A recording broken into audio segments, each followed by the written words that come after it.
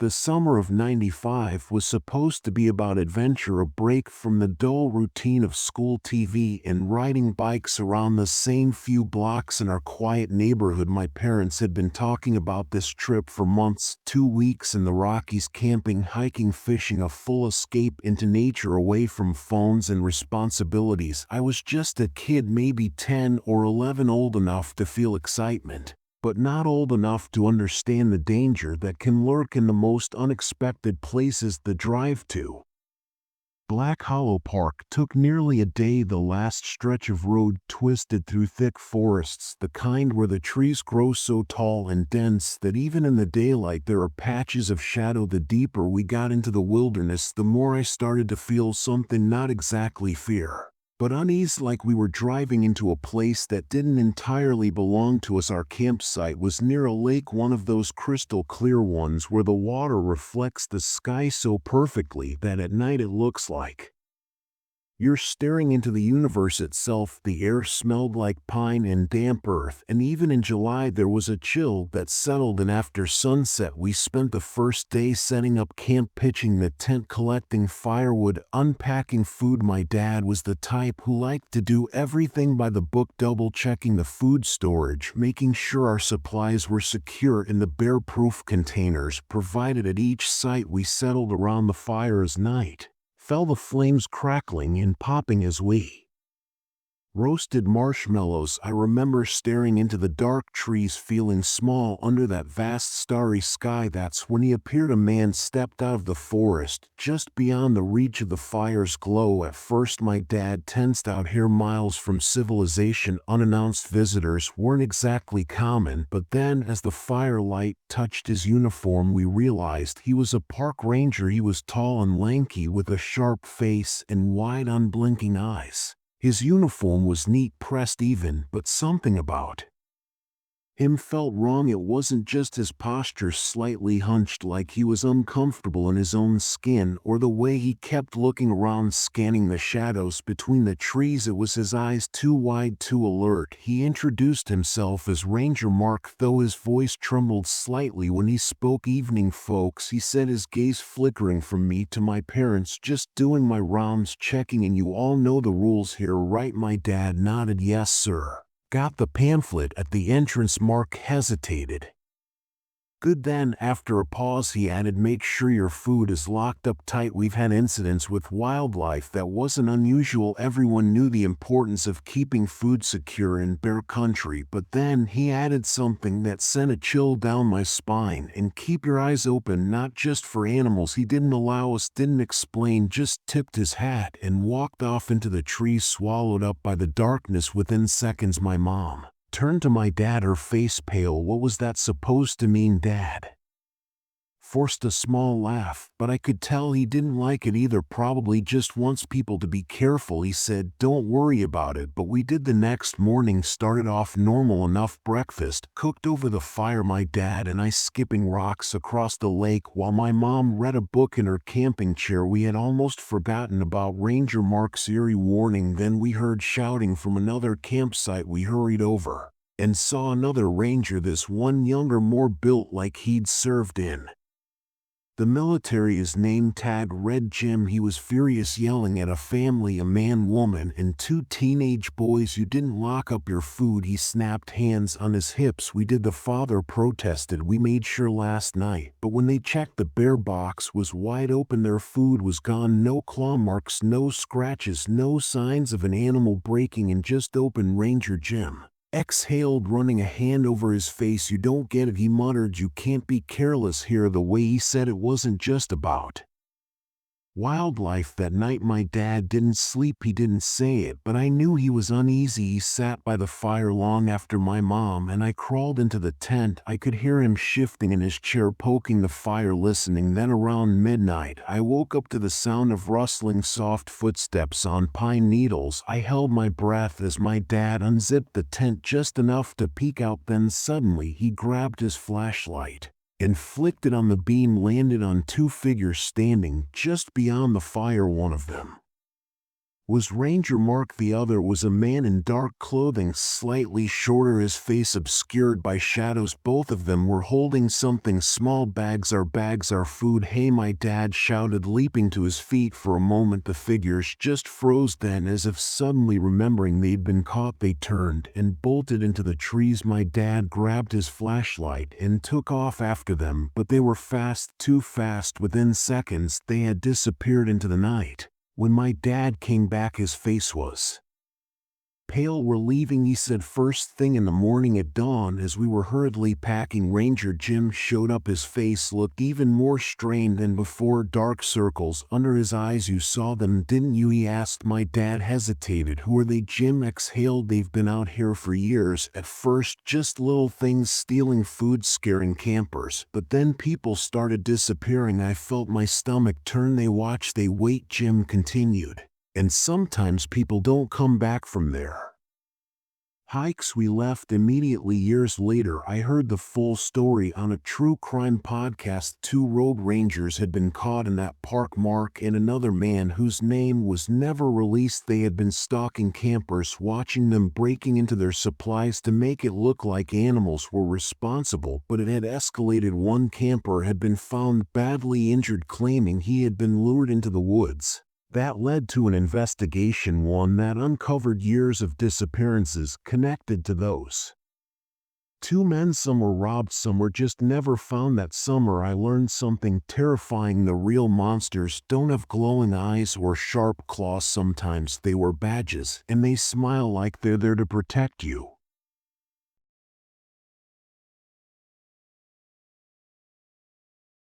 That night in 1985 still lingers in my mind like a ghost that refuses to fade. The cold bite of the mountain air, the way the trees swallowed the moonlight, the distant rhythmic rush of the Merced River. It all felt so serene. At first, my best friend Mike and I had set out from Fresno that morning, eager to escape the oppressive heat of the city. We were young, invincible, and ready for a weekend of camping, just the 2 of us, surrounded by the vast untouched wilderness of Yosemite National Park. Looking back, I sometimes wonder if we had noticed the signs earlier, if we had listened to that gnawing instinct that something was wrong. Maybe we would have turned around before it was too late. We arrived at our chosen campsite in the late afternoon, our truck rattling over the dirt path as we followed the winding road deeper into the woods. The spot was perfect, tucked away near the river, but not too far from the main trails. It felt remote enough to be an escape, yet still within reach of civilization if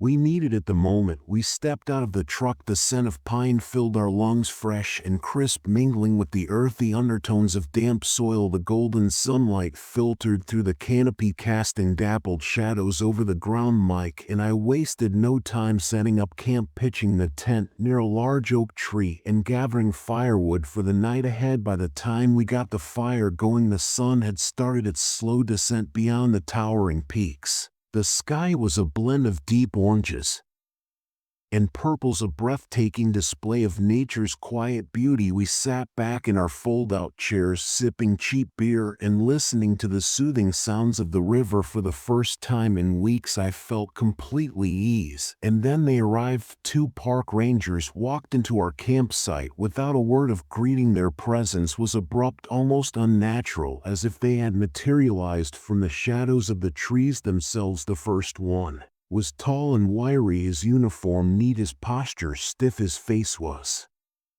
sharp, angular, with deep-set eyes that held no warmth. The second man was shorter, stockier, his round face partially hidden beneath the brim of his ranger hat. But it wasn't their appearance that unsettled me, it was the way they looked at us. Their gazes weren't casual, weren't the kind of routine inspection you'd expect from park officials. They studied us, scrutinized us, as if trying to determine something. Good evening, gentlemen. The tall one finally said, his voice flat and devoid of friendliness. You Boys aware of the wildlife out here, Mike and I exchanged a glance before I nodded. Yeah, we've camped before, got our food in the bear locker and everything. The second ranger tilted his head slightly, his lips curling into something that might have been a smirk or a sneer. Good, he murmured. Then, after a pause, he added, some campers don't come back. Mike let out a nervous chuckle. Oh, that's supposed to be a joke. The two rangers didn't answer, they just stood there for another few seconds, their eyes still on us before turning and walking away. The firelight flickered against their backs as they disappeared into the forest, swallowed by the darkness. For a long moment, neither Mike nor I spoke. There was something about the encounter that felt wrong, that was weird. Mike muttered, poking at the fire with a stick, they could have at least cracked a smile or something. I forced a laugh. Maybe they take their jobs too seriously, or maybe they're just messing with us, he suggested, trying to freak us out for fun. I wanted to believe that I really did, but something about the way the second ranger had spoken, the way he had said those words, some campers don't come back, didn't feel like a joke. It felt like a warning. As the night wore on, we tried to shake off the encounter. We roasted hot dogs over the fire, cracked a few more beers, and talked about everything from college to old girlfriends to where we saw ourselves in 10 years. For a while it felt normal again. Then, just as we were about to turn in for the night, we heard it, footsteps, soft, measured, crunching over the dried leaves just beyond the fir light's reach. Mike froze his beer halfway to his lips. You hear that? I nodded slowly. Yeah, probably just an animal, he muttered, but his voice wavered, and then out of the darkness a sudden beam of light flashed in our faces, blinding us. I threw up a hand, squinting against the glare. What the hell? The light shifted slightly, revealing a silhouette. It was the shorter ranger from before you left your trash out, he said, his tone eerily neutral. Bears will come if you're not careful. I swallowed hard, my pulse quick waning. We were just about to clean up. For a moment he didn't move, didn't respond. He just stood there, his flashlight trained on us, his face the dark mask in the glow. Then finally he turned and walked away. The light bobbed with his steps, disappearing into the trees. Mike let out a shaky breath. Okay, that was definitely weird. I couldn't argue. My stomach was twisted in knots. We cleaned up quickly, packed away every scrap of food, every stray wrapper, and made sure the bear locker was tightly sealed. Then, still on edge, we crawled into the tent, but sleep didn't come easy. Every sound outside had me on high alert, the rustle of the wind through the branches, the distant hoot of an owl, the occasional creak of the trees. And then around midnight I heard it again, voices low, whispering just outside our tent. Think they're asleep. Doesn't matter, came the reply. We do this quick. My blood turned to ice. I turned my head slightly, locking eyes with Mike. He was already awake, his face pale in the dim moonlight filtering through the tent fabric. He mouthed one word, run. Slowly, carefully, we unzipped the tent just enough to peek out, and what I saw made my breath catch in my throat. The two rangers stood near our campsite. One of them was holding a shovel. My heart pounded so hard I thought it might burst. We didn't wait. As quietly as we could, we slipped up the back of the tent and into the forest. The cold night air stung my face as we ran, our boots barely making a sound on the soft earth. Behind us I heard movement. They're gone, one of the voices hissed. Find them. Terror surged through me, and we ran harder. The forest blurred around us as we sprinted for our lives, weaving between trees, ducking under low-hanging branches. I didn't look back. I didn't dare. When we finally saw the faint glow of the ranger station up ahead, a wave of relief nearly made me collapse. We burst through the door, gasping, shaking, barely able to get the words out. The ranger on duty listened, his expression growing more serious with every word. By dawn the two men were caught. They weren't rangers at all, they were killers.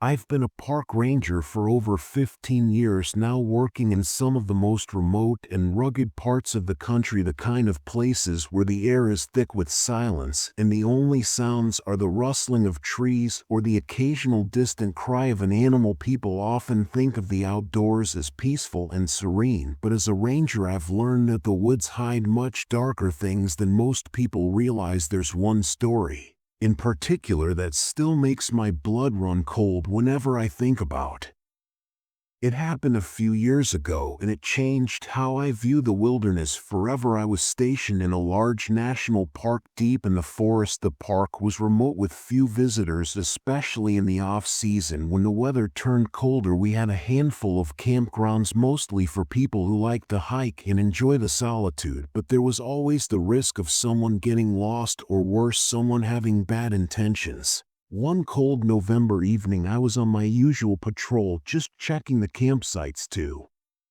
make sure everything was secure. The sun had dipped behind the trees, leaving a cold bluish hue to the air, and the wind was starting to pick up. My truck's headlights illuminated the winding gravel road as I drove slowly, keeping an eye on the dark edges of the forest. I reached one of the remote campsites that wasn't often used. I noticed something unusual: a camper, an older RV, parked in a spot that was barely visible from the main road. Most people would have parked closer to the designated spots, but this one was way out in the trees. It was odd, but not unheard of. Sometimes people just wanted more privacy, or maybe they didn't know better, but something about it felt off. I pulled up beside the camper and honked the horn just to make sure someone was there. A minute passed, then 2-0. I got out of my truck and walked towards the camper, calling out, "Hey, you there?" No response. That's when I noticed the door was slightly ajar, swaying in the wind. I knocked gently on the side of the door frame and called out again, "Park ranger here, just checking on you. Doing okay?" Still nothing. A chill ran down my spine, and I decided to check inside. I wasn't expecting to find anything, just maybe someone asleep or unaware I was there. But when I peered in through the door, what I saw made my stomach drop. There in the dim light of the camper's interior was a man sitting perfectly still on the couch. He wasn't facing me, just staring straight ahead, unmoving. His clothes were disheveled, his hair a mess. I couldn't see his face clearly, but something was wrong. I called out to him again, but he didn't react. I took a step back and called my dispatcher, explaining the situation. I was still watching him through the window, trying to make sense of it, when I heard footsteps behind me. I spun around quickly, and a voice spoke from the darkness. "Is everything all right?" It was another camper, a man who had been staying at one of the closer SES. He looked concerned. I wasn't sure if I'd been jumpy or if I'd just not noticed him before, but I told him about the strange man in the RV. "That's strange," the camper said, looking at the camper wearily. "There's no way he could have gotten in there without anyone noticing." I nodded, then looked back at the RV. "Yeah, it's unsettling." I decided to call for backup, and the other camper agreed that it was a good idea. While we waited, I stayed a safe distance from the RV just in case. The air was thick with tension, and we exchanged glances every few seconds, as if expecting something to happen soon. Another ranger arrived along with a sheriff's deputy. Together we cautiously approached the camper. The man inside still hadn't moved. We made our way inside, and that's when I saw it. There was blood on the floor, a lot of it. My heart raced as I stepped closer, and there next to the couch was a large hunting knife. It was covered in red stains, as if someone had used it not too long ago. And the man, he wasn't just staring blankly. His face had been beaten, bruised, and swollen beyond recognition. His eyes were wide open, but there was no life left in them. We quickly stepped out, and the sheriff's deputy called for a forensic team. As we waited for them to arrive, we began talking about what had happened. The other camper who had spoken to me was visibly shaken. He told us he had seen the RV parked there for a couple of days, but hadn't noticed anything strange. He said he'd heard noises during the night, like banging or shuffling, but he thought it was just the wind. But as we pieced the details together, it became clear that the man inside had likely been the victim of a violent crime. Someone had left him there to die, and the more we looked, the more we realized that whoever did this was still nearby. We spent hours combing through the area, trying to find any clues that could lead us to the person responsible. The RV was a dead end except for the blood, and there were no other campers or hikers in the immediate area who had witnessed anything. Eventually, a man matching The description of a local drifter was found nearby living in an old shack on the outskirts of the park. After questioning him, we discovered that he had been involved in a robbery gone wrong. The victim had been an acquaintance of his, someone who had owed him money for a long time. The man had killed him, taken his things, and left him in the RV to try to cover his tracks. He didn't expect anyone to find him out there. We arrested him, and the park was cleared of any further dangers, but the image of that man's lifeless eyes still haunts me. As a park ranger, I'm trained to deal with the wild, but nothing could have prepared me for the human side of the wilderness, the darkness that lurks in the hearts of people. It's easy to assume that the woods are dangerous because of wild animals or unpredictable weather, but in my experience, it's the people you need to worry about the most. I've encountered other strange situations in the years since, but none as chilling as that night. Sometimes the forest feels too quiet, too still, like it's hiding something, and when I see an RV parked in an isolated area, I can't help but feel a pang of unease, wondering if someone else is out there just waiting for the right moment.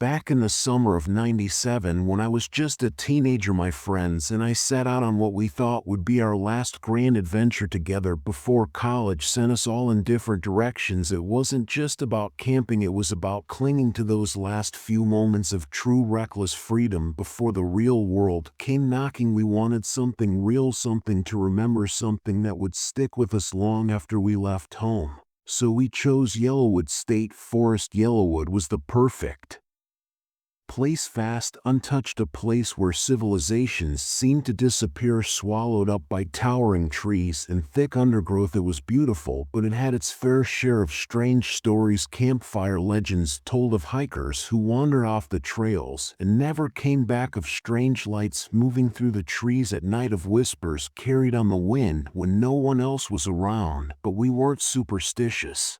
And besides, we wanted an adventure, not a tame vacation at some overcrowded park with RVs and picnic tables. The first day was perfect. We found a spot near a lake, a small clearing just big enough for our tents, with soft ground and a breathtaking view of the water. The lake was so still it looked like glass, reflecting the golden glow of the setting sun. It was the kind of place you'd see in a postcard, so peaceful and untouched that it was hard to believe anything bad could ever happen there. We set up our tents, built a fire, and cooked dinner. As the sky darkened above us, the air smelled like pine and smoke, and we felt invincible, like the world belonged to us. As the night settled and we sat around the fire talking about everything and nothing, about the future, about what we'd miss, about home, about stupid high school memories we swore we'd never forget. We stayed up late watching the stars, laughing, feeling like nothing could touch us. That was when we heard the voice. At first it was faint, almost blending into the wind and the rustling leaves.